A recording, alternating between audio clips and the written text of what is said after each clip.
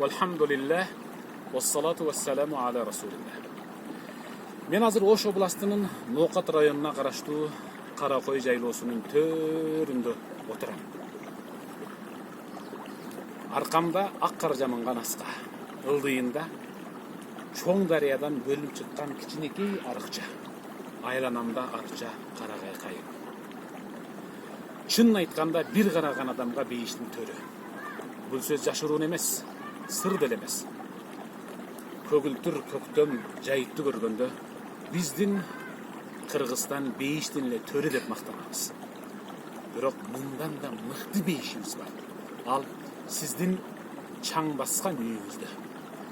Үлбүлдөп араң жанган чырагыңызга үңкүйүп гана караңгы бөлмөңүздүн бир бурчунда жүзүнө бырыш кирип калтыраган колдору менен дайым сиздин амандыгыңызды тилеп отурган эне, апа деген бейишиңиз бар.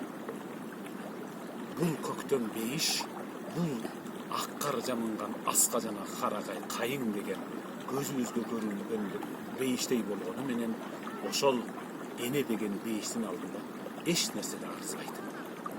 Ошол бейишиңизден калбап, бейиши барлар аман болгула. Таманында бейиш катылган апаңардын кадырына, үйүңөрдүн төрүндөгү эч кимге билинбейсиз дуа кылган бейишиңерден калбагыла.